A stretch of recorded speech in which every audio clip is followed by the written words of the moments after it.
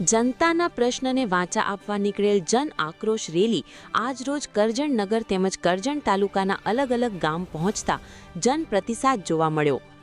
કરજણ તાલુકાના ગામ તેમજ કરજણ નવા બજાર વિસ્તારમાં આવેલ ડોક્ટર ભીમરાવ આંબેડકરના સ્ટેચ્યુને તેમજ સરદાર પટેલ ગાંધીજીના સ્ટેચ્યુને ફૂલહાર પહેરાવી કરજણ શહેરમાં વિવિધ વ્યક્તિઓના પ્રશ્નને સાંભળી કોંગ્રેસ પાર્ટીના ગુજરાત પ્રદેશ પ્રમુખ અમિતભાઈ ચાવડાની ઉપસ્થિતિમાં તેમજ કરજણ તાલુકાના કોંગ્રેસના અગ્રણી પિન્ટુભાઈ પટેલ વેમારડી તેમજ ભાસ્કરભાઈ ભટ્ટ કાલુકાકા જેવા અગ્રણીઓ તેમજ કાર્યકર્તા ઉપસ્થિત રહ્યા।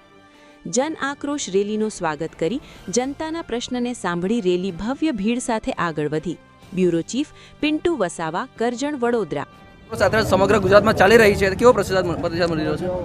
ગુજરાતની જનતાના અવાજને બુલંદ કરવા માટે ગુજરાતની જનતાના હક અધિકારની લડાઈના સંકલ્પ સાથે આ જનાક્રોશ યાત્રાનો બીજો તબક્કો છે। હાગવેલથી મધ્ય ગુજરાતમાં યાત્રાની શરૂઆત થઈ અને આજે વડોદરા જિલ્લામાં પાદરા, સિનોર, કરજણ અને ડભોઈ યાત્રા જઈ રહી છે।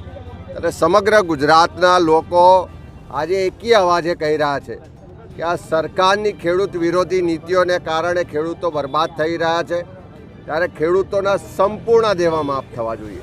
આજે ખાતરની તંગીને કારણે ખેડૂતો લાઇનમાં ઊભા રહે છે, કાળાબજારી થાય છે, તો એવા કાળાબજારીઓને ખુલ્લા પાડવા જોઈએ। દારૂ ને ડ્રગ્સને કારણે યુવાધન બરબાદ થાય છે। આજે પણ રસ્તામાં પાદરા હોય કે સાવલી હોય બધી જ જગ્યાએ બહેનોએ ખૂબ આક્રોશ સાથે કીધું કે પીવાનું પાણી નથી મળતું પણ દારૂની રેલમછેલ છે। વડોદરામાં બધાએ ચિંતા વ્યક્ત કરી કે ડ્રગ્સ એક સ્કૂલ, કોલેજ, કેમ્પસ સુધી પહોંચી ગયું છે। દારૂ ને ડ્રગ્સનો સંપૂર્ણ ખાત્મો કરવો એ અમારા ગુજરાત કોંગ્રેસનો સંકલ્પ છે। અમે નશામુક્ત ગુજરાત બનાવીશું। ફિક્સ પગાર, કોન્ટ્રાક્ટ ને આઉટસોર્સિંગ પ્રથા નાબૂદ કરવી છે।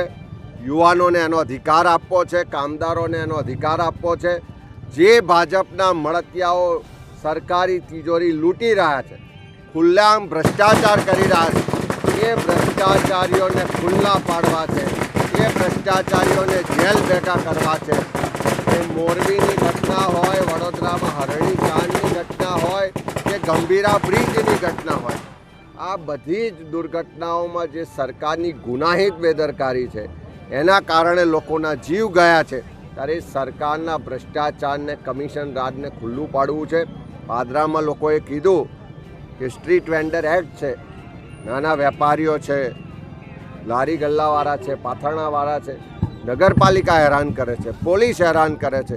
ત્યારે લોકો પર જે દમન થઈ રહ્યું છે, અન્યાય અત્યાચાર થઈ રહ્યો છે, એનો અવાજ બનવા માટે આ જનાક્રોશ યાત્રા લઈને નીકળ્યા છે।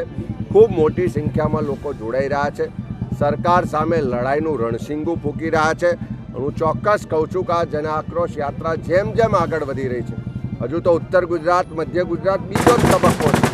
આખું ગુજરાત ફરીશું ત્યાં સુધી ગુજરાતમાં પરિવર્તનનો સંઘનાદ આ ગુજરાતની ધરતી પરથી ગુજરાતીઓ કરી બતાવશે।